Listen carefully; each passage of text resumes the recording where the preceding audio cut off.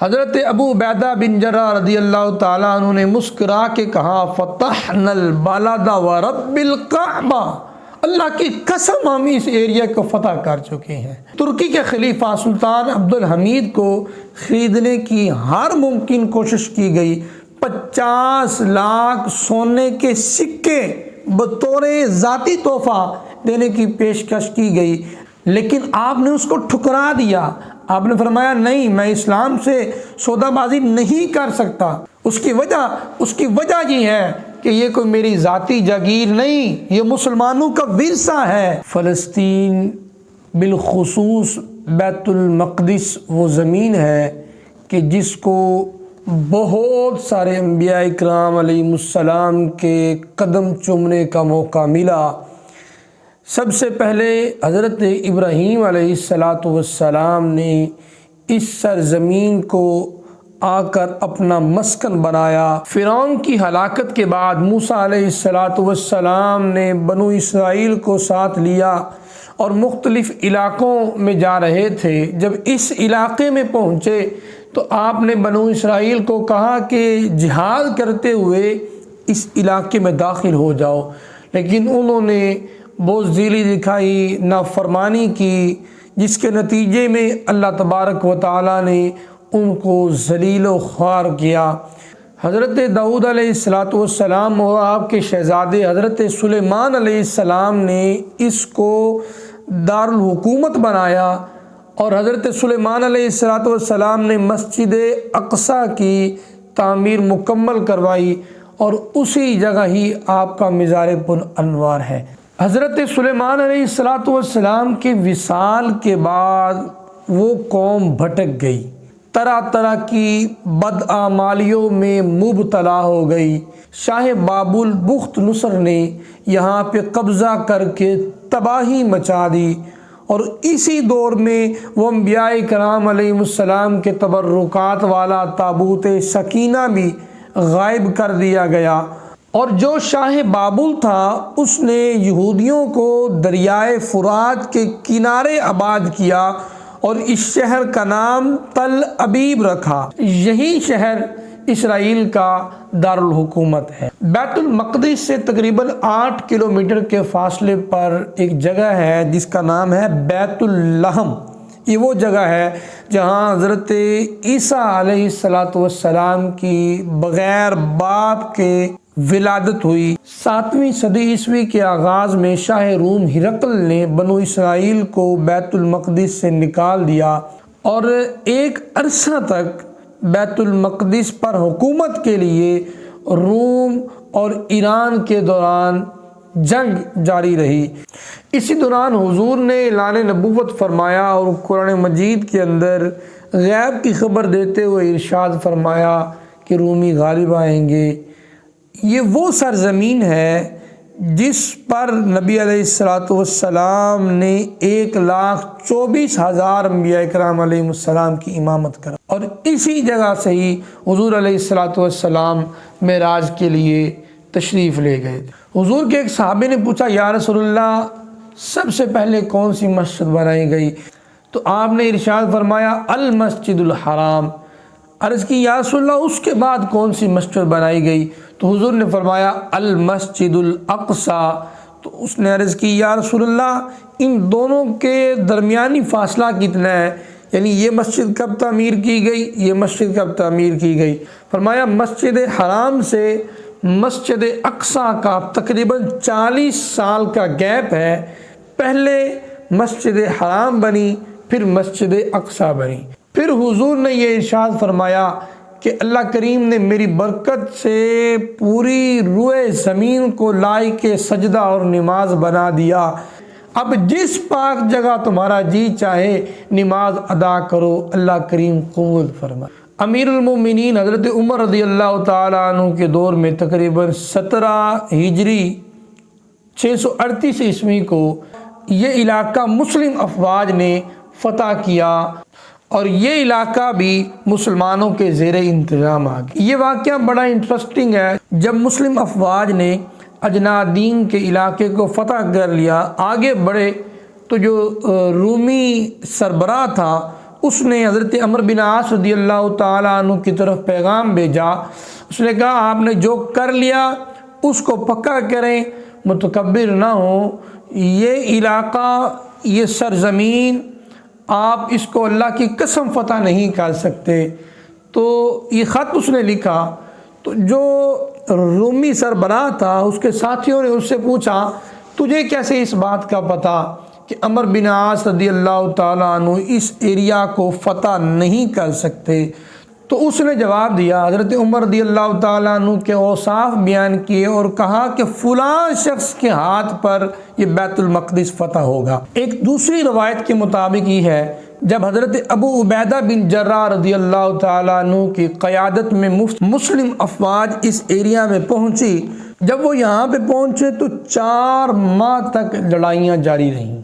پھر بالآخر ان کا ایک سربراہ، ان کے راہب قلعے کی دیواروں پہ چڑھے اور چڑھ کر کہا کہ اس ایریا کو آپ فتح نہیں کر سکتے، بلکہ اس ایریا کو جو فتح کرے گا اس کا نام عمر ہوگا، اس کا لقب فاروق ہوگا۔ حضرت عمر رضی اللہ تعالیٰ عنہ کے اوصاف بیان کیے۔ حضرت ابو عبیدہ بن جراح رضی اللہ تعالیٰ عنہ نے مسکرا کے کہا فتحنا البلد ورب الکعبہ، اللہ کی قسم ہم اس ایریا کو فتح کر چکے ہیں۔ فرمایا جس کا تم ذکر کر رہے ہو نا وہ کوئی اور نہیں ہے، وہ مسلمانوں کے امیر المومنین ہیں۔ اس نے کہا اگر ایسی بات ہے تو جنگ روک دیں، آپ ان کو بلائیں، ہم ان کو دیکھیں گے اور پھر ہم بغیر جنگ کے ان کے حوالے یہ سارا ایریا کر دیں گے۔ حضرت عمر رضی اللہ تعالیٰ عنہ کو پیغام بھیج دیا۔ ادھر کیا ادھر حضرت خالد بن ولید رضی اللہ تعالیٰ عنہ جو تھے ان کا چہرہ اور حضرت عمر رضی اللہ تعالیٰ عنہ کا چہرہ کہتے ہیں بالکل سیم تھا۔ انہوں نے کہا پتہ تو چلے کوئی بات ہے بھی یا نہیں۔ اب انہوں نے کیا حضرت عمر رضی اللہ تعالیٰ عنہ کی جگہ پہ حضرت خالد بن ولید رضی اللہ تعالیٰ عنہ کو پیش کر دیا۔ کہتے ہیں کہ آپ دونوں آپس میں اتنے مشابہ تھے، اتنا آپ کا چہرہ ایک دوسرے سے ملتا تھا کہ ایک دفعہ دیکھنے والا شخص تو پہچان ہی نہیں سکتا تھا کہ عمر یہ ہے یا عمر یہ ہے، اتنا آپ ایک دوسرے سے سیم تھے۔ تو صحابہ نے کیا حضرت خالد بن ولید رضی اللہ تعالیٰ عنہ کو پیش کر دیا اس نیت سے دیکھیں کہ کوئی بات ہے بھی ہمیں مار رہے ہیں۔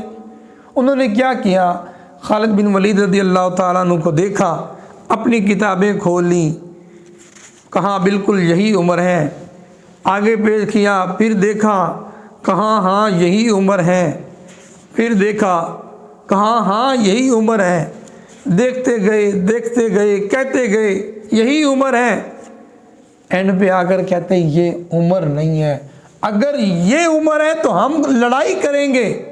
انہوں نے کہا نہیں ہم تو آپ کو دیکھ رہے تھے، یہ تو ان کی مشابہت رکھنے والے ہیں۔ پھر حضرت عمر رضی اللہ تعالیٰ عنہ وہاں سے چلے ہیں، کیا کرنے کے لیے آ رہے ہیں؟ بیت المقدس کو فتح کرنے کے لیے آ رہے ہیں۔ انہوں نے کہا جناب 2 سواریاں لیتے جائیں۔ آپ نے فرمایا بیت المال کو عمر نقصان نہیں پہنچائے گا، سواری ایک جائے گی، غلام اسلم ساتھ ہے۔ کہا میری بات سنو، ایک ٹائم تم اس پہ سواری کرو گے، ایک ٹائم میں کروں گا، ایک چلے گا ایک اوپر بیٹھے گا۔ انہوں نے کہا ٹھیک ہے جیسے حکم۔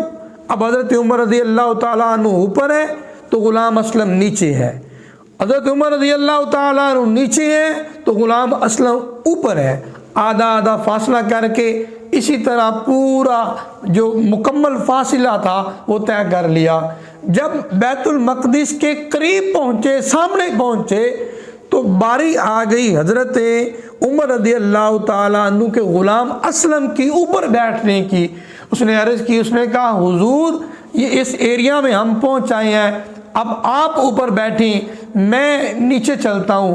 آپ نے فرمایا عمر عدل کرے گا، عمر انصاف کرے گا، تمہاری باری اوپر بیٹھنے کی ہے تم ہی اوپر بیٹھو۔ اب وہ اوپر چڑھ کے بیٹھے ہوئے ہیں، اپنی کتابیں پکڑ کے بیٹھے ہوئے ہیں، عمر آ رہے ہیں، بتایا گیا عمر آ گئے ہیں۔ انہوں نے پھر دیکھا، انہوں نے کہا یہ عمر نہیں ہے، ہم جنگ کریں گے۔ انہوں نے کہا تم نے کس کو عمر سمجھا؟ انہوں نے کہا وہ جو سواری پہ بیٹھا ہوا ہے۔ صحابہ نے فرمایا وہ سواری پہ بیٹھا ہوا عمر نہیں ہے، بلکہ جس کے ہاتھ میں اونٹ کی مہار ہے اس کا نام عمر ہے۔ پھر انہوں نے حضرت عمر رضی اللہ تعالیٰ عنہ کو دیکھا، انہوں نے کہا ہاں ہاں بالکل عمر یہی ہے۔ تو لوگوں نے پوچھا آپ کو کس طرح پتہ چلا کہ وہ خالد بن ولید عمر نہیں ہے اور یہ عمر ہے؟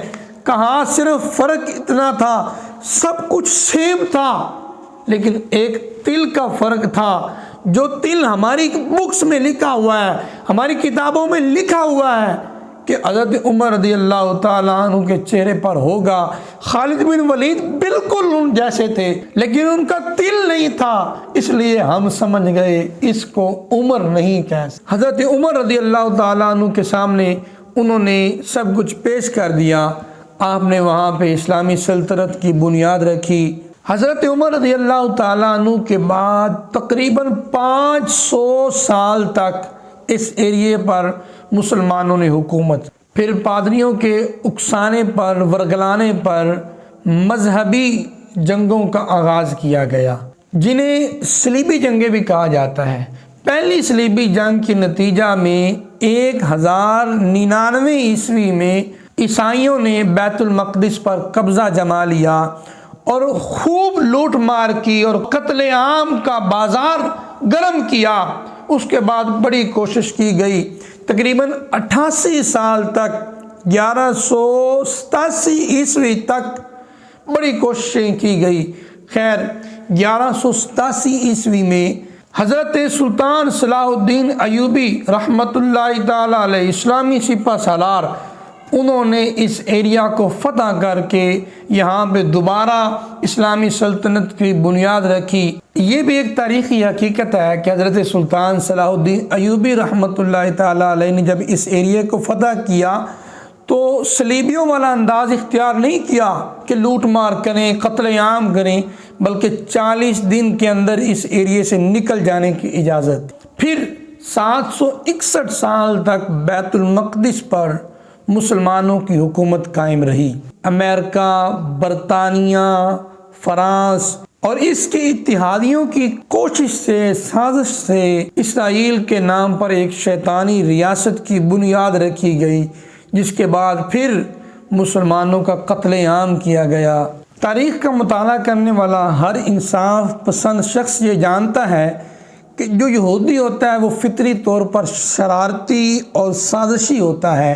قرآن کریم میں بیان کیا گیا کہ یہودیوں نے حضرت موسیٰ علیہ السلام کی نافرمانیاں کی، انہیں اذیتیں پہنچائی گئیں، کئی انبیاء اکرام علیہ السلام کو شہید کیا۔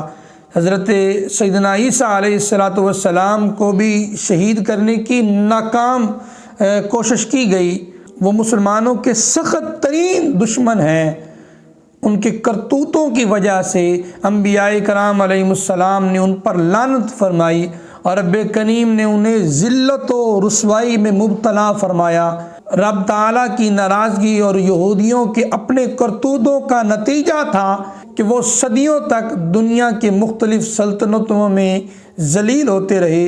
ایک ملک سے نکالا جاتا تو دوسرے ملک میں پناہ لیتے، وہاں سے ملک بدر کیا جاتا تو تیسرے میں سر چھپاتے۔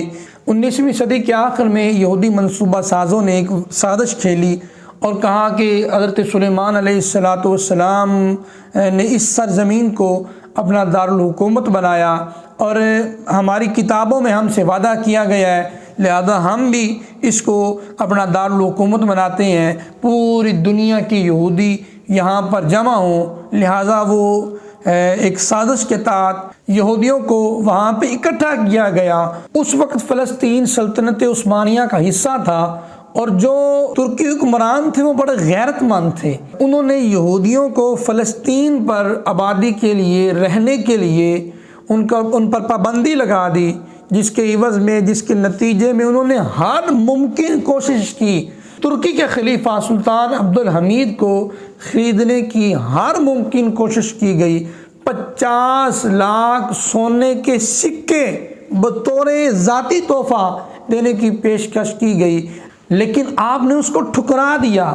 آپ نے فرمایا نہیں، میں اسلام سے سودا بازی نہیں کر سکتا۔ اس کی وجہ یہ ہے کہ یہ کوئی میری ذاتی جاگیر نہیں، یہ مسلمانوں کا ورثہ ہے، اس پر کوئی دو رائے نہیں۔ انہوں نے پھر سازش کے تحت سلطان عبدالحمید کی حکومت کو گرایا۔ سلطنت عثمانیہ سے مایوس ہو کر 1917 میں یہودیوں نے جا کر برطانیہ کے ساتھ معاہدہ کیا کہ ہم آپ کی ہر حال میں مدد کریں گے، آپ ہماری مدد کریں۔ اسے معاہدہ بلفور کا نام دیا جاتا ہے۔ بہرحال ان کی سازشیں جاری رہیں، ترکی کو ٹکڑے ٹکڑے کر دیا گیا اور فلسطین میں رہنے کے لیے آہستہ آہستہ یہودی آنا شروع ہو گئے۔ بالآخر 1947 میں اقوام متحدہ، امریکہ، برطانیہ کی سرپرستی میں یہ ظالمانہ منصوبہ کیا گیا کہ فلسطین کے 56% ایریا پر قبضہ کر لیا جائے اور یہاں پر ایک یہودی اسٹیٹ قائم کر دی جائے۔ اس وقت جو یہودی تھے وہ اسرائیل کا صرف 33% حصہ تھے۔ 1948 کو اس شیطانی ریاست اسرائیل کے قیام کا انہوں نے اعلان کیا۔ مسلمانوں کو چاہیے کہ مسلمانوں کی سپورٹ کریں۔ اگر مسلمان کو نہ کاٹتا تو آج پوری دنیا میں اسلام کا کوئی مقام ہوتا، آج ہم ذلیل و خوار نہ ہو رہے ہوتے۔ ابھی بھی ہمارے پاس وقت ہے، آج ان کی باری ہے، کل کو ہماری باری آ سکتی ہے۔ اس لیے ہمیں چاہیے کہ ہم آپس میں متحد ہو کر ایک راستے کو اپنا لیں اور اس پر چلیں اور ایک دوسرے مسلمانوں کی مدد کریں۔ اللہ میرا پوری دنیا کے مسلمانوں کا حامی و ناصر ہو۔ السلام علیکم ورحمۃ اللہ وبرکاتہ۔